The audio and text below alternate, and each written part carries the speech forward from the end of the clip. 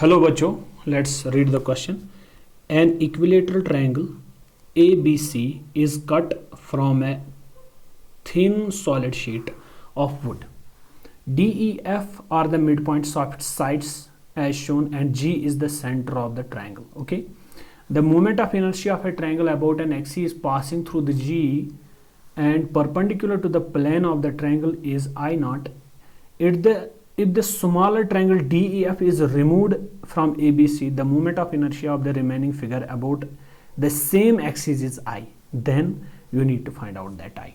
Okay, very easy question है, खाली इसको समझने की ज़रूरत है. की कॉन्सेप्ट पे आ जाते हैं फिर से. तो क्या करेंगे इस वाले क्वेश्चन में. बोल रहा है कि हमारे पास एक ट्रायंगल है जो हमसे दी गई है.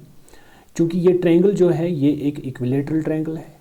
अगर ये इक्विलेटरल ट्रायंगल है, इस इक्विलेटरल ट्रायंगल का मोमेंट ऑफ इनर्शिया हम फिर भी बहुत सिंपल तरीके से लिखने की कोशिश करेंगे. जो ये है कि मान लेता हूँ मेरे पास ये इक्विलेटरल ट्रायंगल है, मेरे पास ये इक्विलेटरल ट्रायंगल है जिसका नाम है ए बी और सी. इस equilateral triangle A B C, इसका मास में मान लेता हूँ इस ट्रायंगल का, लेट अस सपोज इस ट्रायंगल का मास जो है that is capital M. Okay, and इसका जो साइड है दैट इज ए. तो moment of inertia of this triangle about an axis passing through its point G which is perpendicular to its plane, तो उसको question में ही दिया गया है दैट इज आई नॉट. वो बोल रहा है दैट इज आई नॉट के बराबर. तो क्या मैं इसको डायमेंशनल एनालिसिस के हिसाब से लिख सकता हूँ that is equal to K M A square. I don't know the K, but I need to tell you about कि वो एक्सिस जो है जो इसकी बीचों बीच गुजर रही है that is perpendicular to this side. अगर ये साइड देखेंगे that is perpendicular to this, तो हम लिखेंगे जनरली, इसमें हम समझाने की कोशिश करेंगे, हम जनरली लिखेंगे that is K M A square. Okay okay, now the next portion is, next point is, हम अब इसके बीचों बीच एक और ट्रायंगल रिमूव कर रहे हैं that is D G F. If I try to explain it here, जब हम ये छोटी सी ट्रायंगल इसमें निकालने की कोशिश करते हैं, क्या इस ट्रायंगल के अंदर एक चीज़ और हो रहा है कि ये एक ट्रायंगल, ये दूसरी ट्रायंगल, ये तीसरी ट्रायंगल और ये चौथी ट्रायंगल. यानी बीच वाली ट्रायंगल जब मैं मिड पॉइंट्स को कनेक्ट कर रहा हूँ, बीच के अंदर इसके बीचों बीच एक ट्रायंगल बन रही है जो इस इक्विलेटरल ट्रायंगल को 4 अलग अलग ट्रायंगल्स में डिवाइड करता है. तो क्या मैं बता सकता हूँ कि जो हमारा बीच वाला ट्रायंगल है उसका मास मेरे हिसाब से m/4 आना चाहिए, क्योंकि इस टोटल का मास अगर m था, ये भी m/4, ये भी m/4, ये भी m/4, ये भी m/4. तो क्या मैं इसको लिख सकता हूँ डी ई एफ जो है, जी तो अभी भी अपनी जगह पे ही है, इसका मास ट्रायंगल डी ई एफ जो है इसका मास जो होगा बेटा दैट विल बी m/4.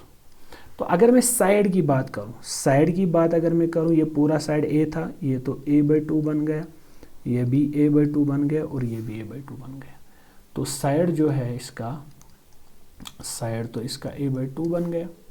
तो क्या मैं इसको लिख सकता हूं अब इसका moment of inertia I dash will be equal to K into mass जो है इसका that is m/4 into moment of inertia, उसको मल्टीप्लाई हम करते हैं K M into radius of gyration का square that R is a/2 का whole square. This will be equal to K m/4 into a square by 4. This will be equal to ma square upon 16. This is the moment of inertia of this removed equilateral triangle जिसका side a/2 था. Okay, now अब हमारे पास remaining क्या रहेगा, ये मान लेते हैं हम late us suppose equation first, ये मान लेते हैं हम late us suppose equation second. तो मोमेंट ऑफ इनर्शिया जो रिमेनिंग का रहेगा, यानी ये निकालने के बाद जो बाकी हिस्सा रहेगा उसका मोमेंट ऑफ इनर्शिया आई, वो होगा बराबर आई नॉट माइनस आई डैश. तो क्या मैं इसको आई नॉट को लिख सकता हूँ K M A square minus I dash को मैं लिख सकता हूँ KMA² अपॉन 16। इसको सॉल्व करके आप देख लीजिएगा, KMA² इंटू 16 माइनस 1/16, एलसीएम निकाल के this is KMA² into 15/16, but you know KMA² is equal to I0, that is equal to I0, therefore this will be 15 times I0 upon 16.